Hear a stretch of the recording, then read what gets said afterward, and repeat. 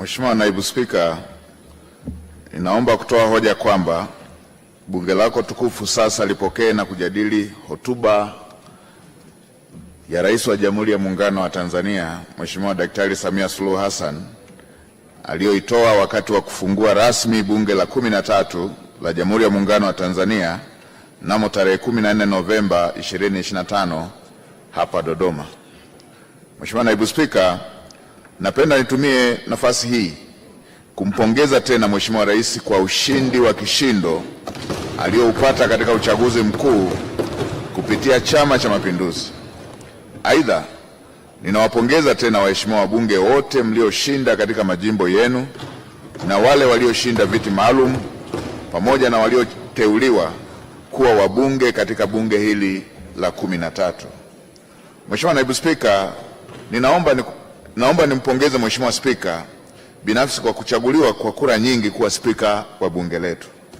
Ninakupongeza sana Mheshimiwa Spika, na nikupongeze na wewe Mheshimiwa Naibu Spika kwa kuchaguliwa kuwa naibu spika.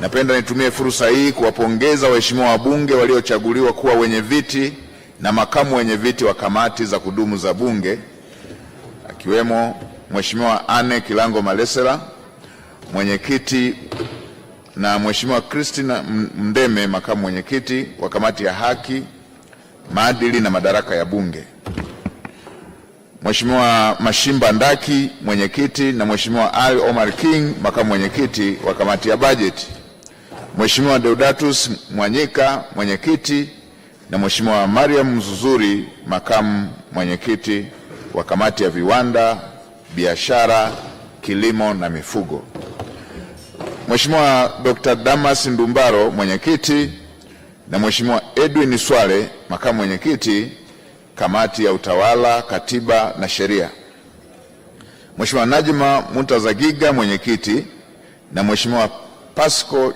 Chinyele, makamu mwenyekiti kamati ya mambo ya nje, ulinzi na usalama, Mheshimiwa Florent Kiombo, mwenyekiti, na Mheshimiwa Jafari Wambura, makamu mwenyekiti kamati ya tawala za mikoa, serikali za mitaa, Mheshimiwa Hawa Mchafu, mwenyekiti, Mheshimiwa Regina Malima, makamu mwenyekiti kamati ya ustawi na maendeleo ya jamii, Mheshimiwa Jackson Kiswaga, mwenyekiti, na Mheshimiwa Prof. Pius Yanda, makamu mwenyekiti kamati ya maji na mazingira, Mheshimiwa Husna Sekiboko, mwenyekiti, na Mheshimiwa Colonel Magembe, makamu mwenyekiti kamati ya elimu, utamaduni na michezo, Mheshimiwa Timoteo Mzava, mwenyekiti, na Mheshimiwa Mary Masanja, makamu mwenyekiti kamati ya ardhi, maliasili na utalii,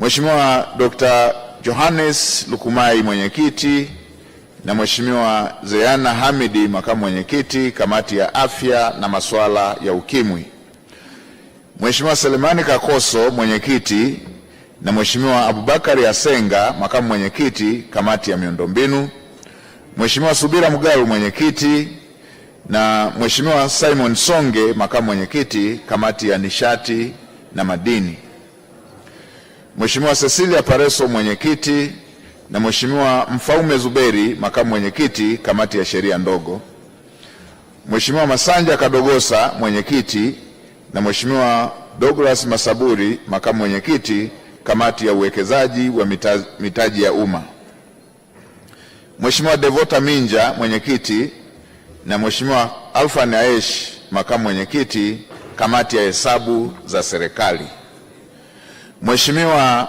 Ado Shaibu, mwenyekiti, na Mheshimiwa Abdalla Chikota, makamu mwenyekiti kamati ya hesabu za serikali za mitaa. Mheshimiwa Naibu Spika, ninapenda pia kuwapongeza waheshimiwa wabunge ambao wameteuliwa na Mheshimiwa Rais kuunda baraza la mawaziri katika serikali ya awamu ya 6 kwa kipindi cha pili. Uteuzi wao ni ishara ya imani kubwa alionayo Mheshimiwa Rais kwamba wanao uwezo wa kutekeleza yale yote tuliowaahidi wananchi katika kipindi hiki. Kama kiongozi wa shughuli za serikali bungeni, wito wangu kwenu, tekelezeni wajibu wenu kwa kushirikiana kwa karibu sana na waheshimiwa wabunge katika kufanikisha utekelezaji wa mipango na mikakati ya serikali kwa lengo la kuleta ustawi na kubadilisha maisha ya wananchi. Mheshimiwa Naibu Spika, nyote mtakubaliana nami kuwa hotuba aliyoitoa Mheshimiwa Rais hapa bungeni ilikuwa nzito, inayoonyesha umakini, umahiri na yenye kutoa mwelekeo na dira ya serikali ya awamu ya sita kwa kipindi cha pili. Hotuba ya Mheshimiwa Rais ilitoa maelekezo na kubainisha changamoto pamoja na majukumu yanayopaswa kutekeleza katika kipindi cha pili cha serikali ya awamu ya sita. Hotuba ya Mheshimiwa Rais imetuonesha bayana na kwa uwazi maeneo ambayo serikali ya awamu ya sita itazingatia ili kufanikisha utekelezaji wa ahadi zake kwa wananchi waliotuchagua. Utekelezaji wa maelekezo haya kwa ufanisi ndicho kipimo tutakachopimwa nacho na wananchi waliotupatia ridhaa ya kuwakilisha katika kipindi cha miaka mitano hii ijayo. Mheshimiwa Naibu Spika, hotuba ya Mheshimiwa Rais imegusa maeneo mbalimbali na sisi wabunge tunatakiwa kushirikiana na wananchi na wadau wengine wa maendeleo kuyatekeleza.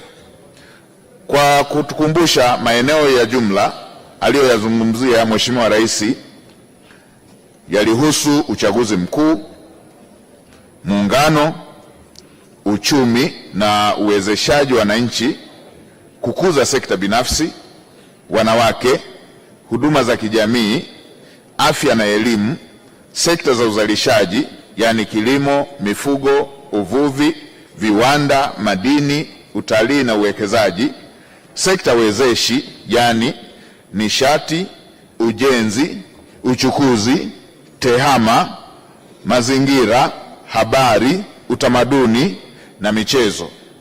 Pia mambo ya nje, ulinzi, usalama, uwajibikaji na utawala wa sheria. Mheshimiwa Naibu Spika, utendaji serikalini ni miongoni mwa jambo ambalo limezungumzwa kwa kina kwenye hotuba ya Mheshimiwa Rais. Tunapozungumzia utendaji serikalini, msisitizo ni uadilifu na uwajibikaji wa serikali kwa wananchi waliotuchagua ili kuhakikisha kuwa wananchi wananufaika na rasilimali za nchi pamoja na kupata huduma wanazostahili.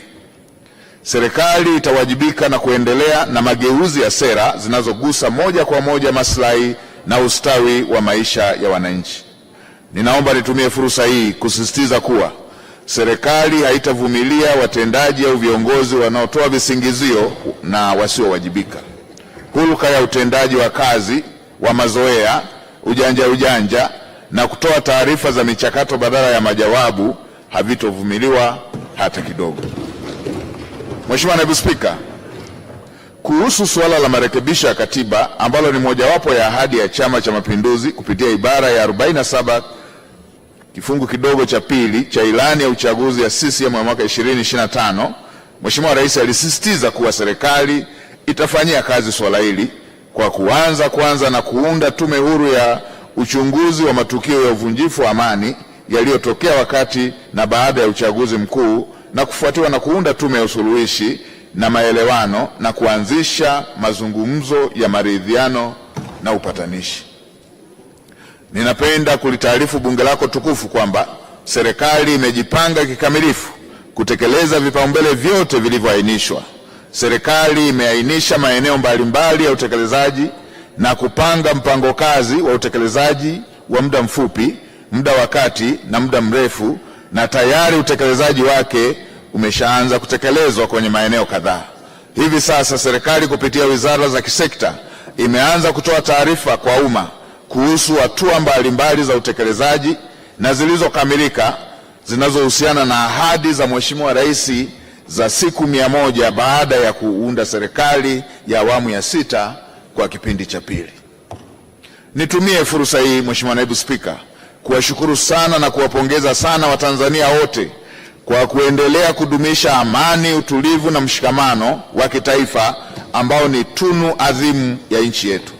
Amani tulionayo ni matokeo ya kuheshimiana, kuzingatia misingi ya haki, wajibu na kila mmoja wetu kutimiza wajibu wake kwa wajibu wa katiba kama ambavyo umeelezewa kwenye katiba, sheria na mila zetu.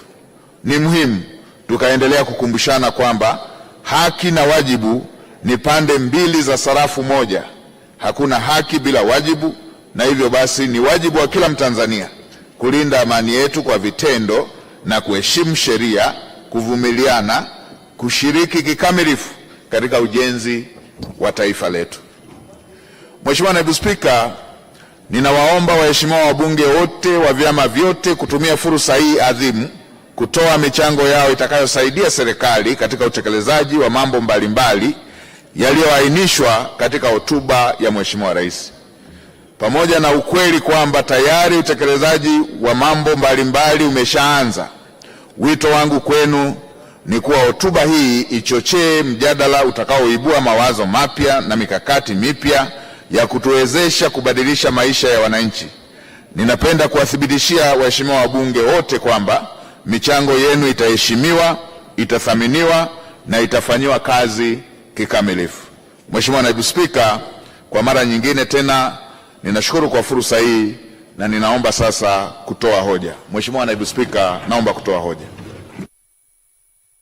Asante Mheshimiwa Waziri Mkuu, hoja imeungwa mkono. Waheshimiwa wabunge, sasa tunaanza kuchangia hoja hii na tayari shapokea orodha hapa ya wachangiaji.